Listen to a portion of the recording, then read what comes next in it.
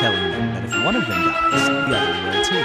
Ben and Kevin start to get the hang of it and figure out that Kevin, though only having a fraction of the power of the alien, can combine the powers to make up for it, which they use against Technorg to beat him. Ben spares Technorg, and so he vows to serve Ben and Kevin, so the three work together with the other captives to escape the ship.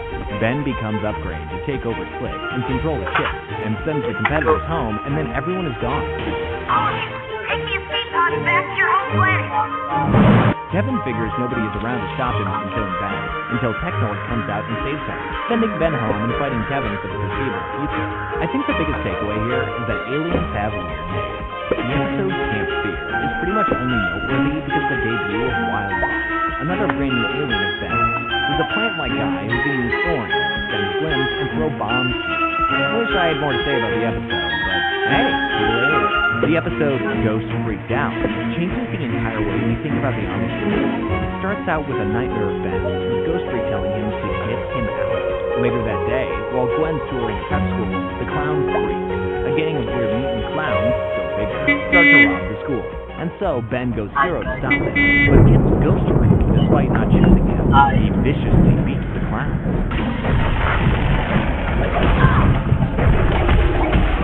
And when Gwen asks him what he's thinking, he says, Ben's not here. The clowns flee, and so he floats after them. But when the Omnitrix starts to time out, he says, I'm not going back. Ben times out, and then comes face to face with Ghost Freak. How did this even happen? Well, apparently, the DNA used for Ghost Freak contains enough for a full life form, meaning he's basically been trapped for God knows how long. Ghost Freak bursts into his true form, and tells Ben he needs the Omnitrix to become whole again. And the only way he can get it is if he possesses Ben. But right before he can, he gets burnt by the sun and runs away. Unfortunately, though, he finds a loophole around the sun issue by taking over the player's body. Man, who'd have thought that Ghost Freak was so dang evil? He then recruits the clowns to be his minions through some fear tactics, and then abducts a student of the school to draw Ben out. He learns he can't merge with Ben, but knows it's only a matter of time until Ben's human again. Luckily, Grandpa has a trick up his sleeve for when that happens. He's got a beam that shines light as bright as the sun to take the paranormal jerk out, but to dodge it, he keeps hopping by, and eventually hops into Gwen, where he threatens to make her jump off a building if Ben doesn't give up. Drop the weapon, and I'll meld with you and take over the world. Ben surrenders, but becomes Gray Matter right before Ghost Freak takes over, meaning he's still got a chance. Or at least he did until he once again times out and loses possible moments. Thankfully, Ben does some quick moves and pulls a curtain to blast Ghost Freak with some daylight, incinerating him. Wow. So, no more becoming Ghost Freak then. Oh, also, the clowns are captured.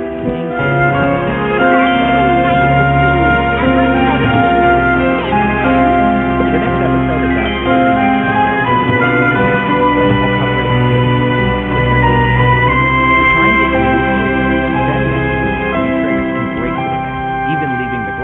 radiated from the incident.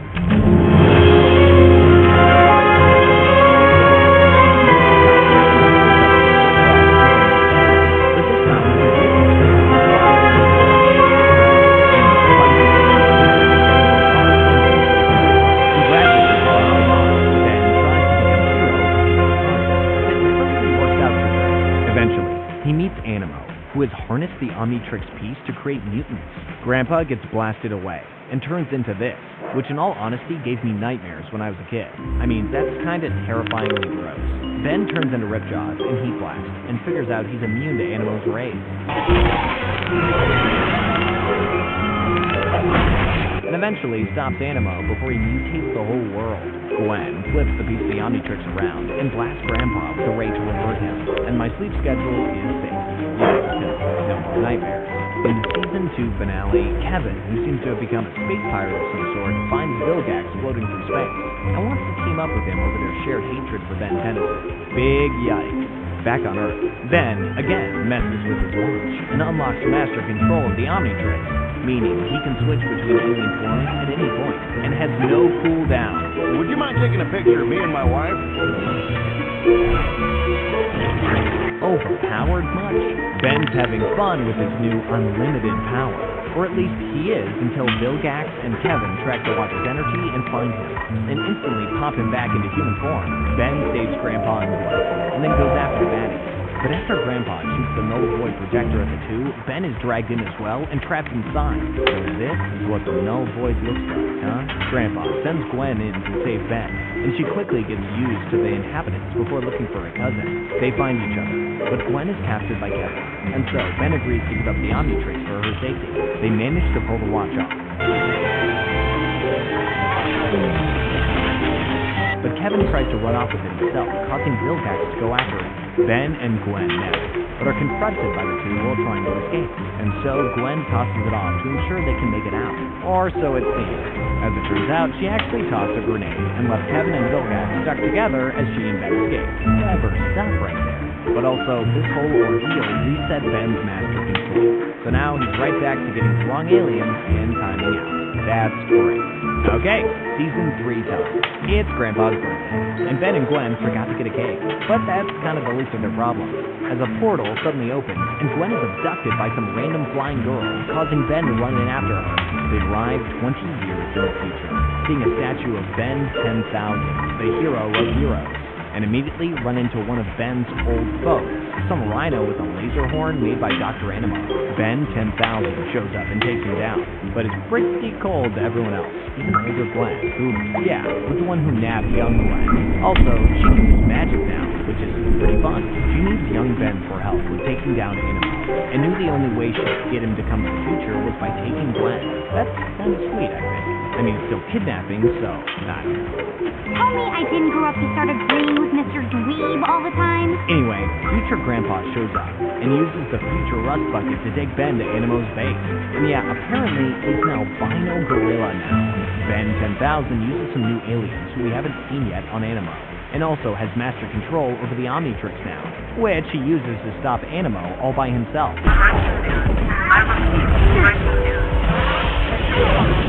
Not even wanting help from young Ben, whom he tied up. Animo escapes Ben's confines after he leaves them, and starts to restoring utterly decimated Vilgax.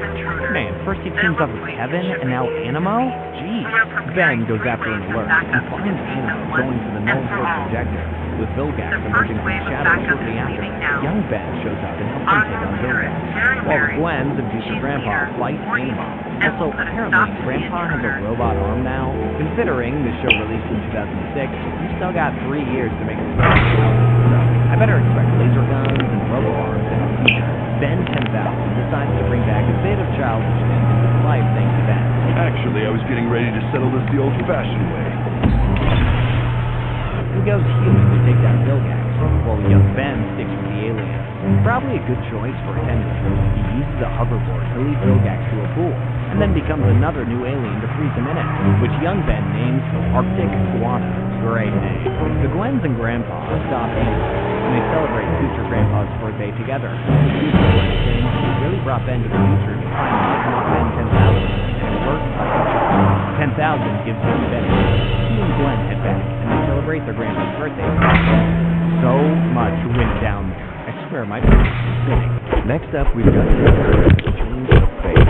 In this one, the villain named Charmander shows up and tries to cast a spell to switch bodies with Ben. The Omnitrix. Unfortunately, Gwen accidentally switches places with Ben, and so now Charmcaster is in Gwen's body and vice versa. Gwen goes to jail, and Charmcaster is closer to the Watch. So her plan almost worked, I'll give her that. Charmcaster tries to get on Ben's good side as Gwen, but he knows something is up, as she quickly jumps from being nicer than usual to more violent than usual, and then wants to cook an apology meal for Ben. Yeah, Gwen isn't a cook last time I checked. Gwen escapes prison, and Charmcaster finishes her dinner, and when the two meet, Charmcaster uses what she cooked to do another body swap spell, except this time, she switches back to her own body, and switches Ben and Gwen by accident. You're not gonna get the chance, cause I'm going hero. Confused yet? Gwen can't figure out the Omnitrix.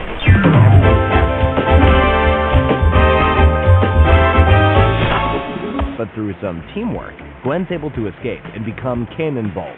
Charmcaster starts her body switch spell up one more time, but again is foiled when Ben kicks her out of her bubble and switches back to his normal body. Ben beats her, and Gwen even keeps Charmcaster's book of spells so she can start learning magic. So apparently, that's how future Gwen learns. In the episode Ben Wolf, Grandpa takes Gwen and Ben to visit an old plumber friend, Wes, who's a part of a Navajo Native American tribe. Ben seems pretty into his daughter, Kai, but before he can talk to her, purple lightning strikes the area, and a big wolf-looking thing shows up. It books it before anyone can stop it, and a flood starts. But thankfully, Ben is able to save Kai without even going hero. Also, the wolf stole a satellite, because apparently that's just something wolves do. The guys go to track down the wolf. Ben becomes wild vomit, but times out at a bad moment. The wolf slashes Ben's omni and is run off by the others. While trying to impress Kai, Ben starts having strange things happen to him. Okay, stranger than usual, with him slowly but surely becoming a werewolf. Apparently, the only way for Ben to revert back is if they take out the wolf, and to do that, they need a special pendant dipped in some spiritual cactus juice.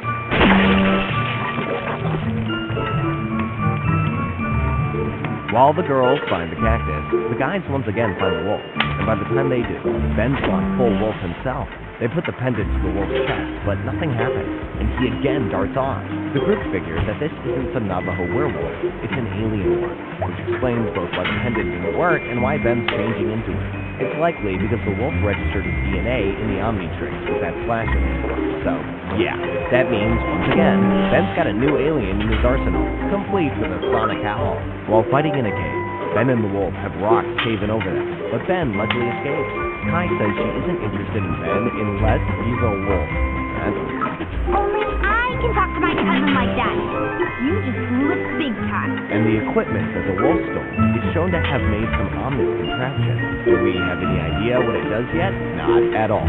In the episode Under Wraps, we've got a mummy issue. And look, purple lightning again. Ben and Gwen hear about it while doing some farm work and go off to find him later that night, where instead they find two purple cows. They take the cows down, and then find the mummy, who's digging for some purple rock. He almost crushes Ben and disappears alongside the rock, leaving him and Gwen perplexed. Now, aren't you glad you went to bed early? Also, in case you were wondering, Ben goes alien to do a bunch of the farm work, which goes against the entire reason Grandpa brought them there. He wanted to teach them the joys of hard labor, but when you've got an Omnitrix, it ain't hard at all. Once they're done with their work, the kids tell Grandpa about the mummy and the cows, and when he runs some tests, the cows are showing high traces of corrodium, which is a super unpredictable energy source from space. Apparently, if the mummy gets his hand on enough, he could turn everything into stuff like the cows. I like the purple color and all, but not that much.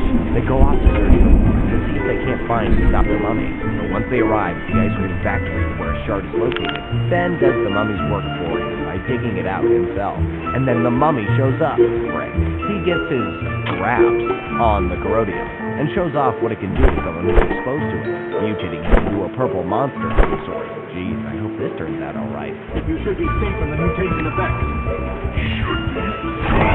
The mummy captures Ben and tears his protective suit, but also manages to register its DNA in the Omnitrix by accident. And so, Ben goes alien to make sure his human form isn't mutated. He wants to become the mummy, but he gets upgraded within. And thanks for some quick thinking, he freezes the guy with liquid nitrogen. Also, apparently, the cows and worker that were mutated are fine now, because they weren't exposed too long, so that's a relief. The episode, The Return, fittingly starts off with the return of the space soldier, who heads over to the ice cream factory to free the mummy. And just as our favorite security guard shows up, they vanish. Well, that's a heck of a deal. Ben, Grandpa, and Gwen hear of a storm that goes over the water to a NASA space shuttle, which, you know, is pretty normal, except the storm has some lightning. Meanwhile, a scientist named Dr. Victor is introducing some thrusters for the shuttle that will make it perform even better at high altitude. But the flight was canceled for the time being, and Victor isn't happy. Grandpa contacts his old friend,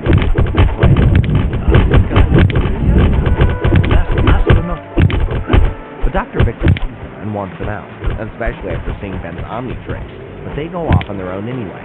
Victor takes over the shuttle operations all on his own, with a little help from the mummy's wolf. These guys have got to have the weirdest friends. Grandpa and Gwen find Dr. Victor on the security cams, likely causing the purple lightning. Whoa, a mega merry-go-round. While Ben runs into the werewolf and and becomes the mummy for the first time to try and take him down. But again, the wolf is able to get away. He's got to be the slipperiest villain ever, I swear. Nobody ever catches him. Grandpa, Gwen, and Ben go to find him. They do. The mummy shows up, and then Victor shows up and transforms into, well, I guess, Victor Frankenstein. Or more accurately, Victor Frankenstein's monster. Look, I don't want to get into details. He gets uglier and meaner.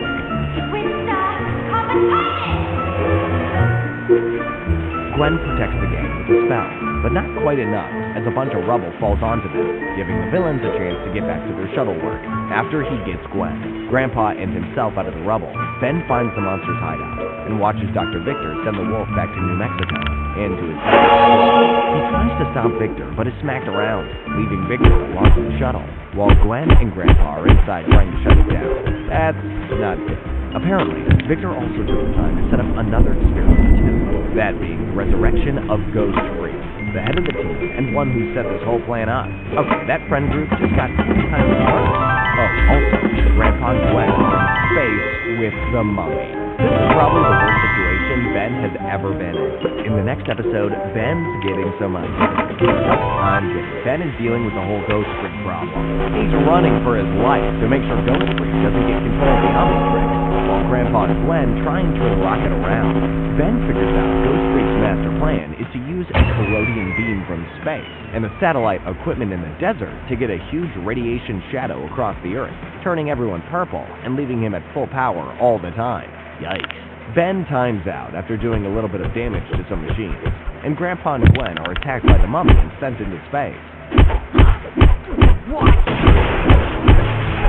Victor finds Ben, but accidentally touches the Omnitrix, meaning Ben can become whatever he is now too.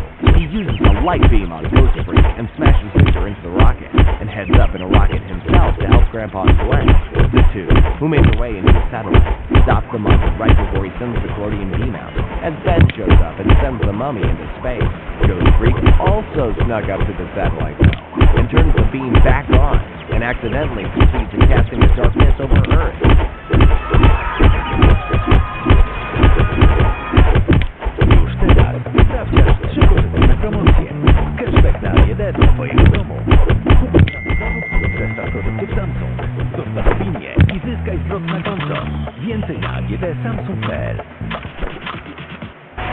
Ben turns into the Frankenstein-looking alien to take down Ghost Freak, while the mummy, who isn't actually gone just yet, is shot into space yet again by Gwen. Grandpa also deals with Victor, who's floating around in space, while Ben has been ganged up on by the mummy and Ghost Freak. Man, nobody wants to just give up here, do they? Grandpa crashes the rocket into the satellite, saving the Earth, and blowing up the equipment by the wolf. For Danica! Okay? Victor also inadvertently sends himself and the mummy through some sort of portal. Well, so much for them. Pretty sure that's a null void portal too.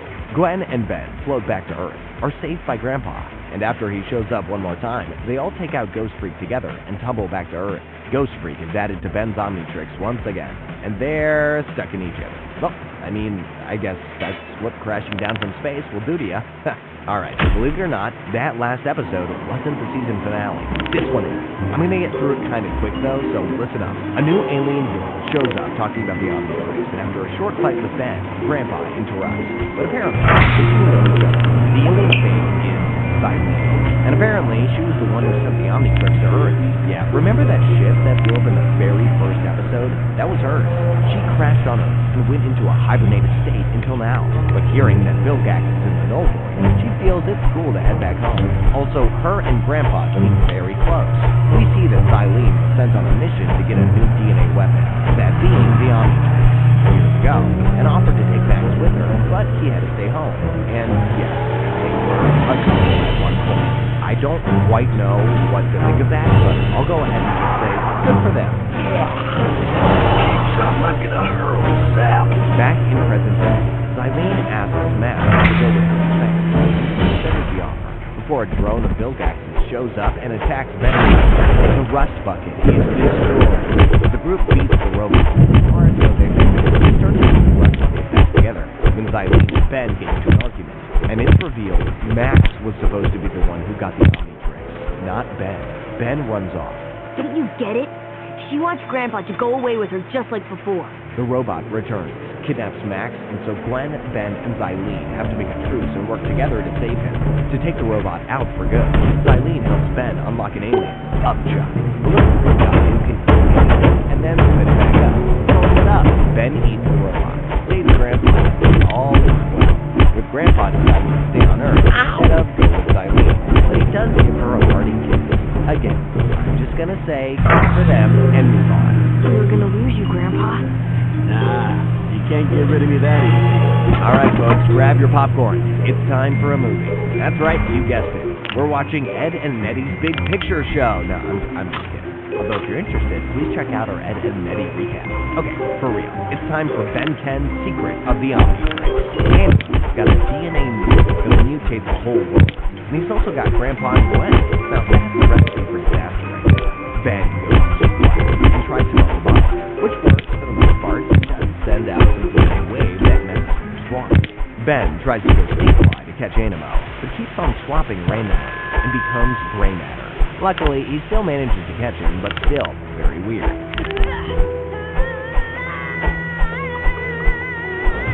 That night, Tetra returns to talk to Ben. He receives a signal from the Omnitrix that indicates it's about to self-destruct and kill its host. That is not good. Apparently, they've got to get to the creator of the Omnitrix, Asma, and have him turn off the self-destruct mode in less than 4 days, or else, kaboom.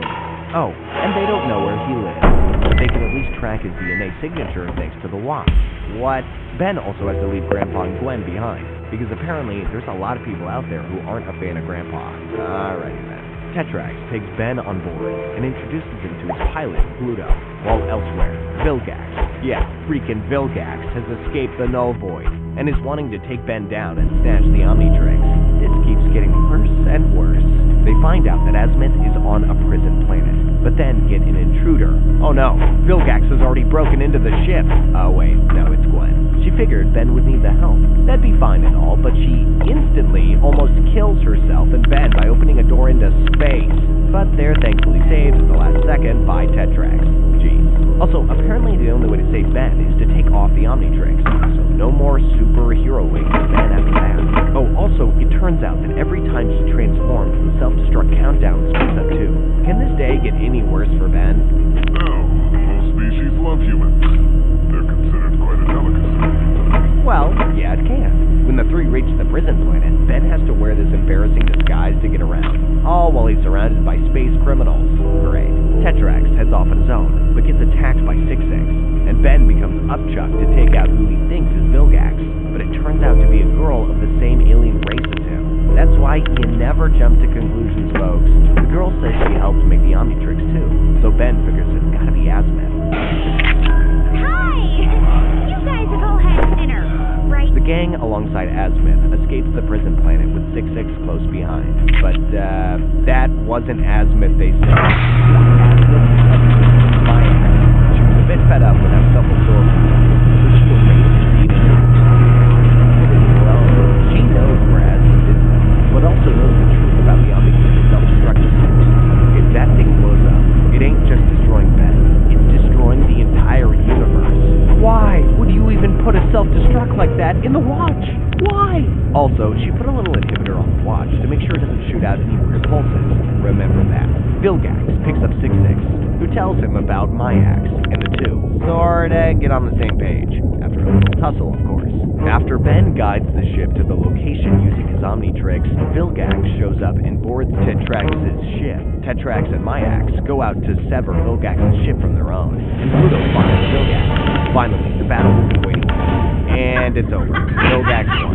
Gwen fires the plane, but she's cornered by one of Vilgax's henchmen, and so Pluto sacrifices himself to save her.